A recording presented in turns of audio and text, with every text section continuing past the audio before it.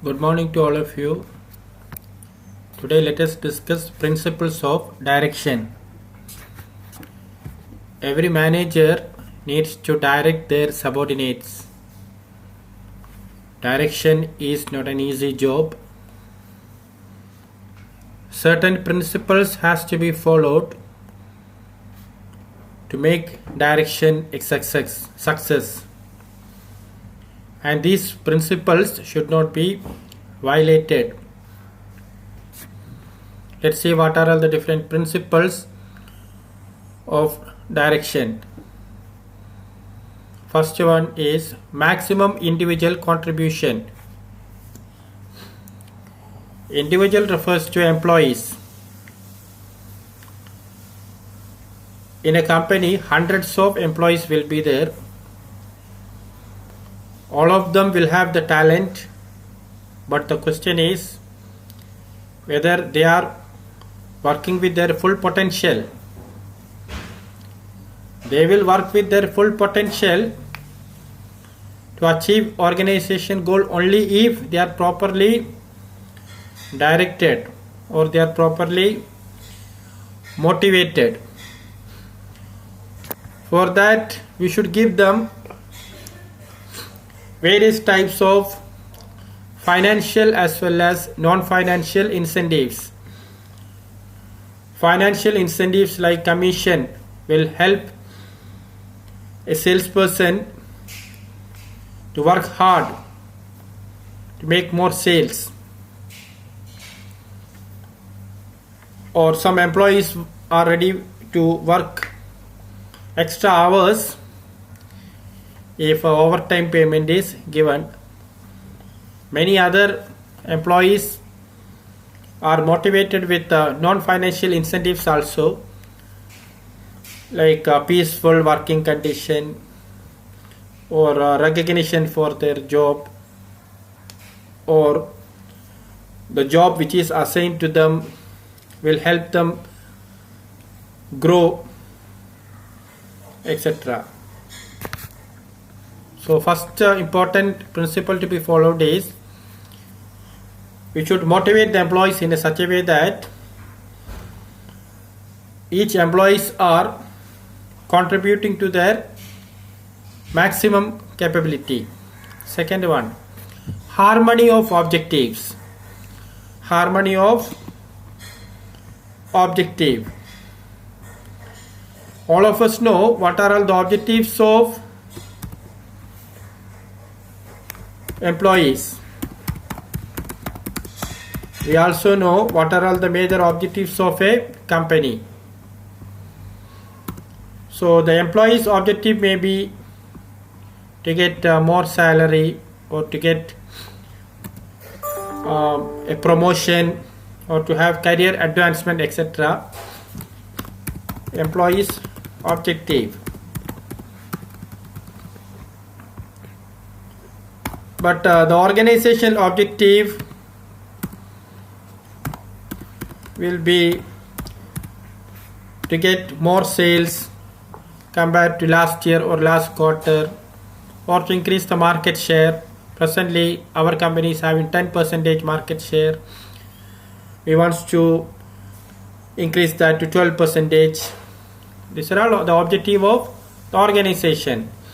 So there should be harmony between the objective of employees as well as objective of organization. There should not be a conflict between both. The employee should know that we are working for the attainment of organizational objective, but the organization should not forget that it is a responsibility of the organization to fulfill the individual objectives of employees. So that is the second important principle, harmony of objectives.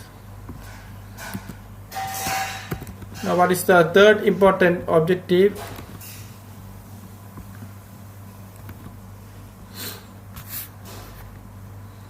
Unity of command.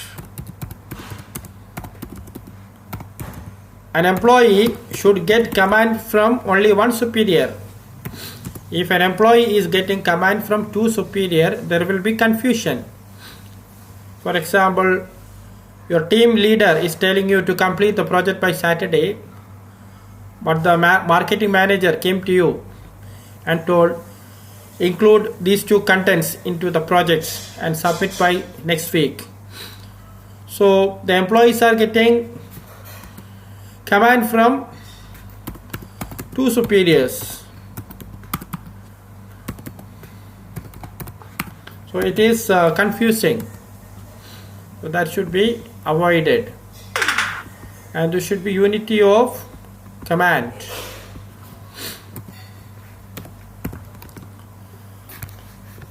Appropriateness of direction techniques.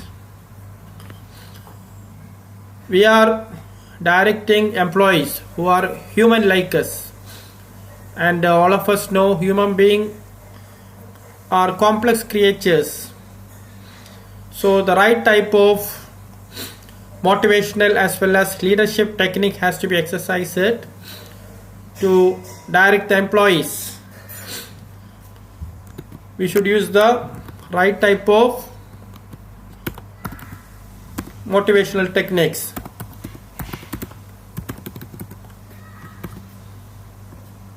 Or right type of leadership techniques has to be followed. There are different types of leadership techniques, like autocratic leadership is there, democratic leadership is also there. So Bill Gates is known for exercising both. Bill Gates had a balance between both the autocratic as well as democratic leadership skill. Similarly, we have to exercise different types of direction methods. Motivation, we should select which type of motivation will influence employees, what type of incentives, whether financial or non-financial incentive will work here. We have to think about that.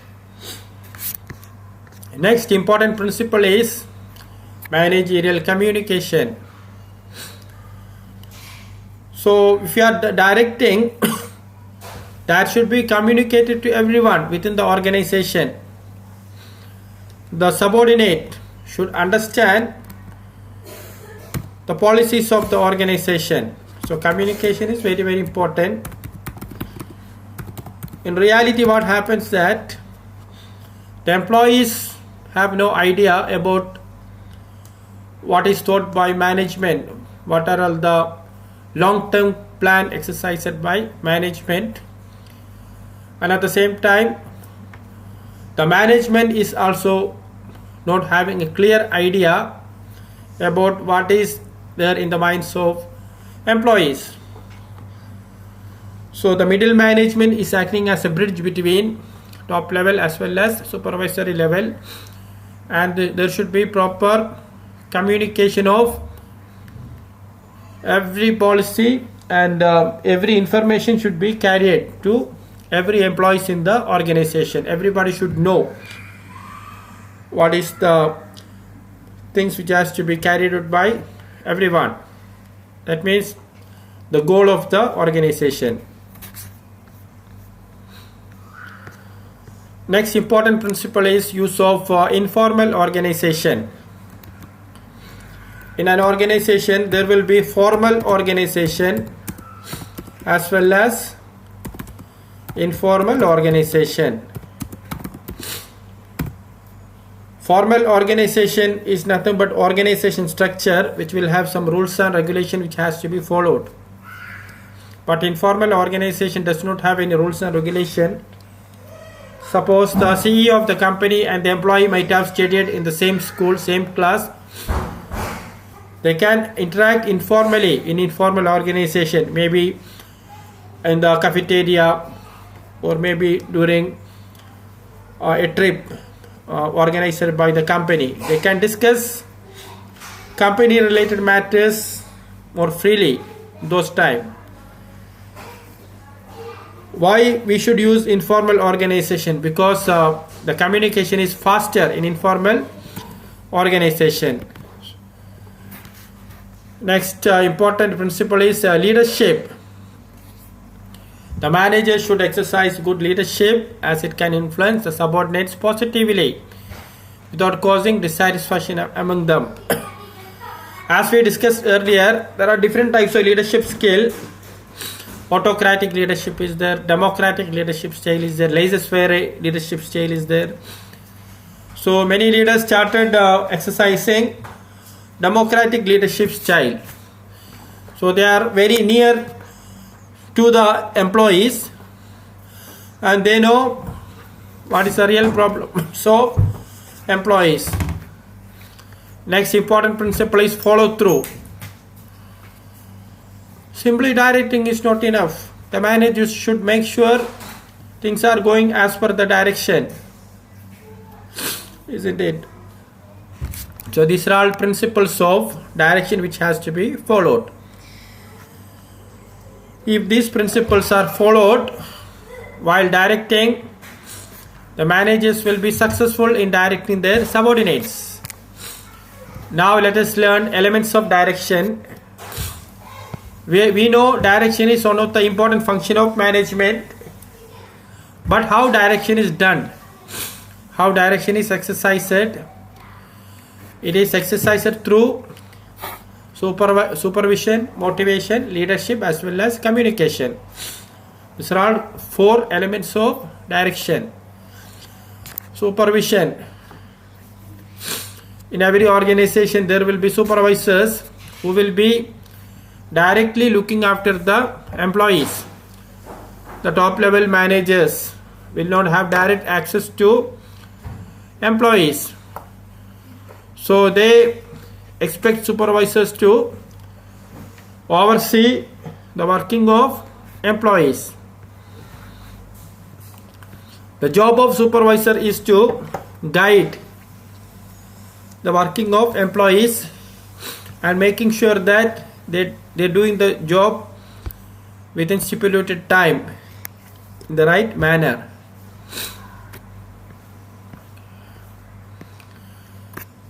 What are all the importance of supervision? Supervisors are very close to the employees. They have a day-to-day contact with the employees and they maintain a friendly relationship with their employees. Also, supervisor is acting as a link between worker and management. Management is not directly accessing the employees. So supervisor is acting as a link between management as well as worker. If there is any conflict between management and worker, supervisor will come forward as a mediator. Sometimes there will be problem related with the working condition or wages or safety issues and all. At that time, supervisor will speak to the trade union or employee leaders and will try to find any solution. Supervisor is also playing a good role in keeping or maintaining group unity among workers placed under his or her control. Always employee should work as a team and there should be always unity among the workers and there should not be any conflict which will affect the work. And this unity is facilitated by supervisor.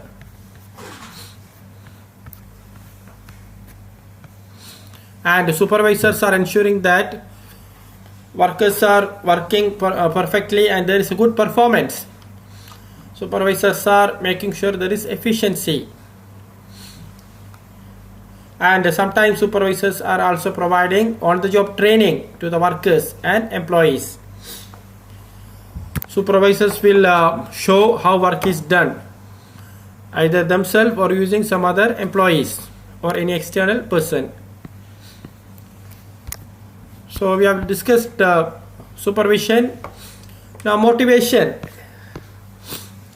Motivation is also an important element of direction.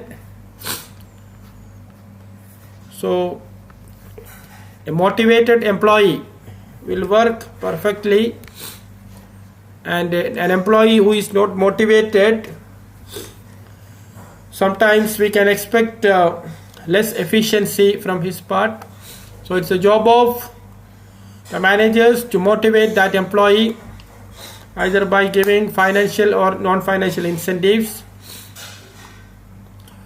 So motivation, it means the process of making subordinates to act in a desirable manner to achieve certain organization goal. So we have to learn three interrelated terms here. First one is motive, second one is motivation, third one is motivators.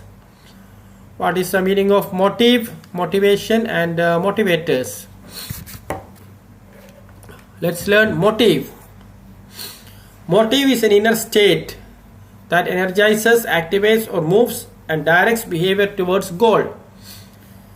So motive is an inner drive, isn't it? So it happens within employees. It is not visible. So this it is an inner state which is energizes or activates the employees and making them work. So what will be the example? There is a need for food when we are hungry, isn't it? So what are all the motivating factor here? Hunger. So here if you are hungry, we will eat food. So what is motivating us to eat food? It is our hunger. We are trying to move from actual state to ideal state here. What is the actual state? We are hungry, isn't it? And we want to move to ideal state.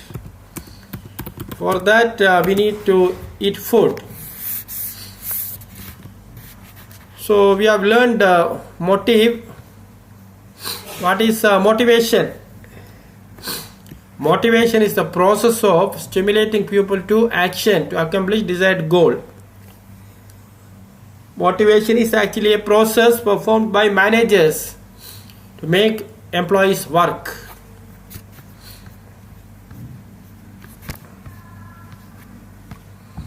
What is the motivators? Third category, motivators. Motivators is a technique used to motivate people in the organization. What are all the different techniques which can be used by managers to motivate the people? Of course, the most important one is the pay. Higher salary, higher bonus or promotion, job recognition, praising, giving challenging work, etc. These are all some of the motivators. So motivators are techniques and motivation is a process. Let's learn now features of motivation. First one, motivation is an internal feeling. It's an inner drive. It's an urge, drive, desire, aspiration, or striving of needs of human being, which are internal which influence human behavior. It is invisible. Now let's see what are all the other features of motivation. Motivation produces goal-directed behavior. For example, when we are giving a promotion to an employee, he will be delighted, he will be motivated.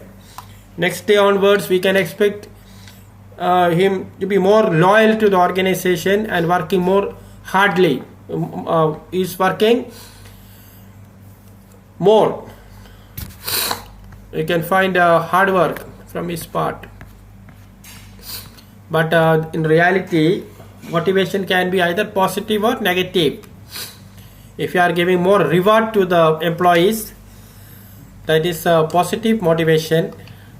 But sometimes there will be scope for negative motivation also, like punishment, stopping increment, threatening. These are all negative motivation. Fear is most common negative motivation. So modern companies understand the importance of positive motivation but there are some companies, they are exercising negative motivation heavily also, like giving punishment if any deadline is not met, if salesperson have not completed the target. These are all some of the example for negative motivation. And all of us know motivation is an internal process, is an inner drive. That is why motivation is a complex process, because every individual have different personality, and they don't have same expectation. They are heterogeneous in their expectation. That is why we have to use different motivators for different employees. We cannot use the same motivator for every employee, because some of us likes to have more financial incentives, but many others will be giving preference to non-financial incentive, or many others will have wants to have strike a balance between both.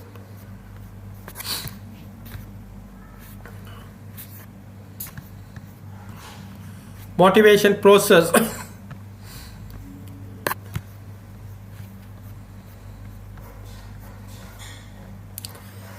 So here let's see. First, our needs are unsatisfied. For example, we are hungry, our needs are unsatisfied, then tension will come. We start feeling hunger, drives, inner drive will emerge. Then there is a search behavior. We will search for a restaurant where we can eat some food. And if we get a restaurant, if we eat a food, our needs are satisfied and our tensions are reduced.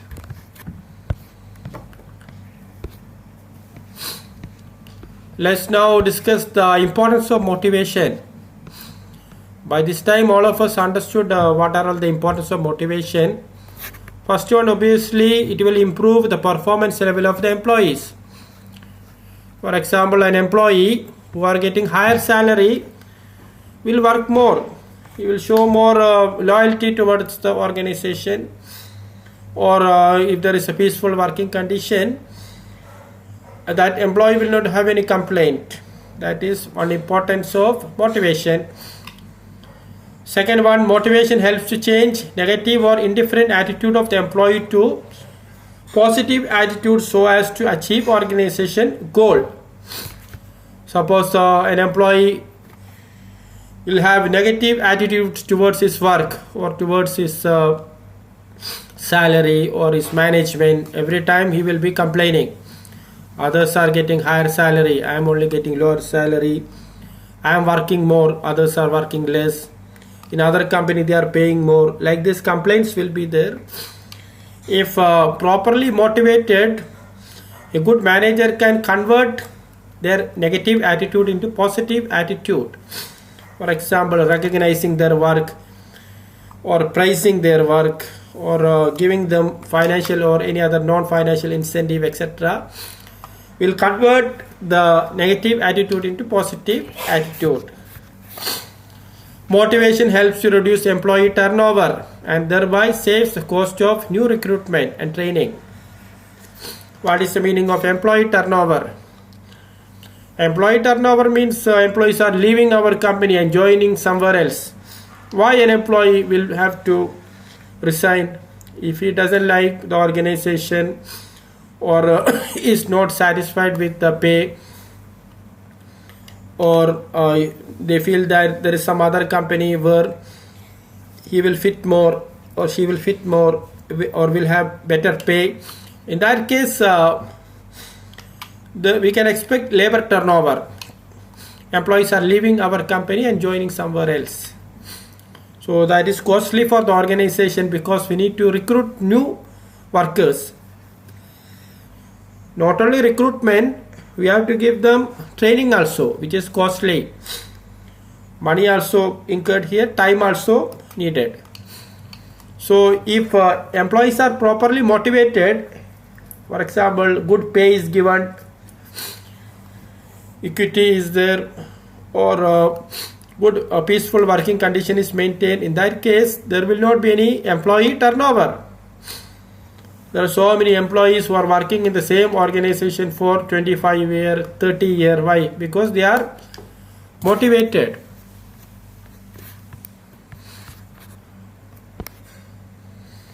Motivation helps to reduce absenteeism in the organization.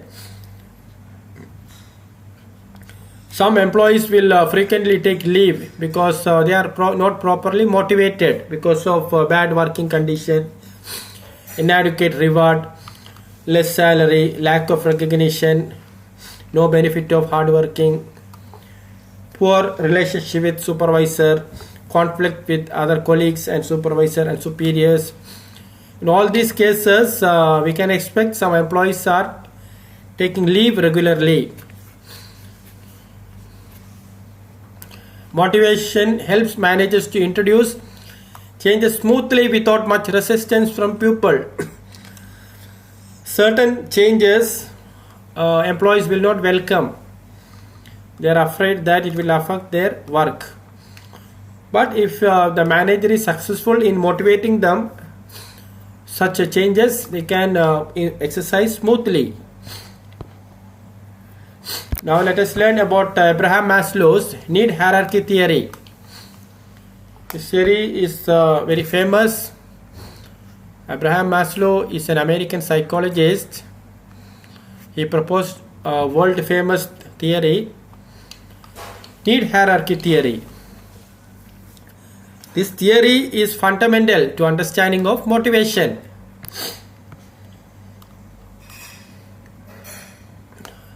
He is a well-known psychologist, and he published a classic paper in 1943. There he outlined the elements of an overall theory of motivation.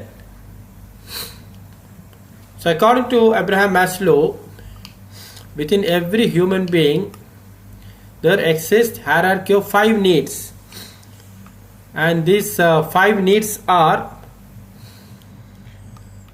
present in every human, and if one need is satisfied, it will lead to another need, and if one need is satisfied, a new need emerges.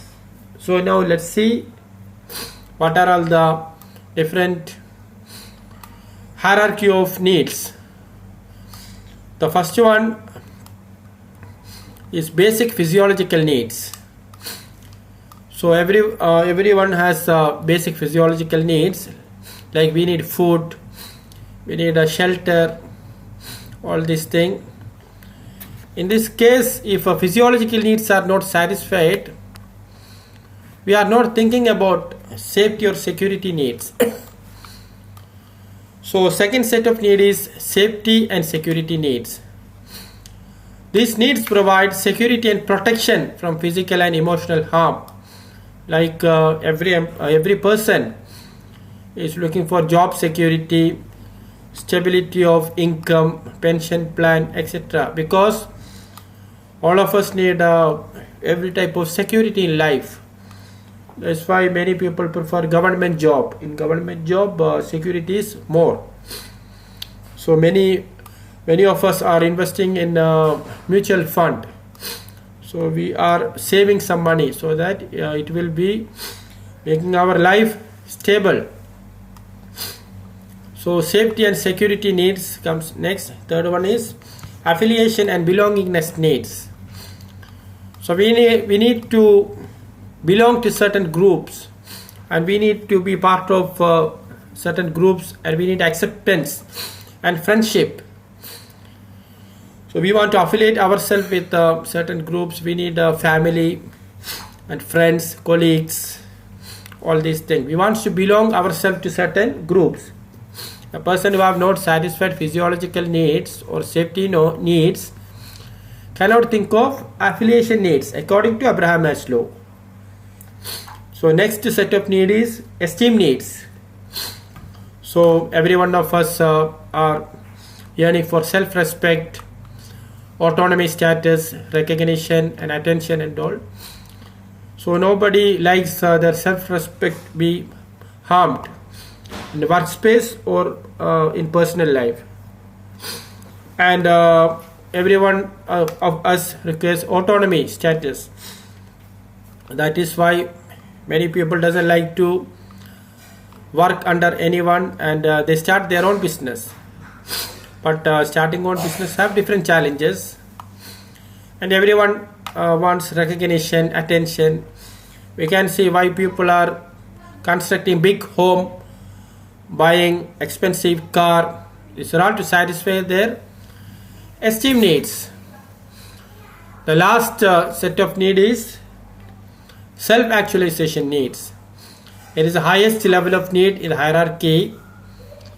It refers to drive to become what one is capable of becoming. So these needs includes growth, self-fulfillment and achievement of goals, etc. So all of us have some dream in our life. All of us have some objective. If we achieved that dream, or if we achieved that objective, we have fulfilled this need, self-actualization need. We can say Sachin Tendulkar have achieved self-actualization need, or Bill Gates have achieved self-actualization needs. This is only a theory. Since it is a theory, there are certain assumptions which has to be true. So first assumption is pupils' behavior is based on their needs. Satisfaction of such needs influence their behavior. If our physiological needs are not satisfied, if we don't have food, we are not caring about all our safety needs, esteem needs, isn't it? So we don't care if we dress properly or not, what others are thinking about us. That is all not a problem if our physiological needs are not satisfied. Second assumption is pupils' needs are in hierarchical order, starting from basic needs to other higher level of needs. We can see here, if one need is satisfied, new need is emerging. A satisfied need cannot no longer motivate a person. Only next higher level need can motivate them. If one need is already satisfied, we are not thinking about that. If a safety need is satisfied, our job is secured. Now we want to construct big home, or we want to buy expensive car to satisfy our esteem needs. Now we are no longer thinking about our safety needs. A person moves to the next higher level of the hierarchy only when the lower needs is satisfied.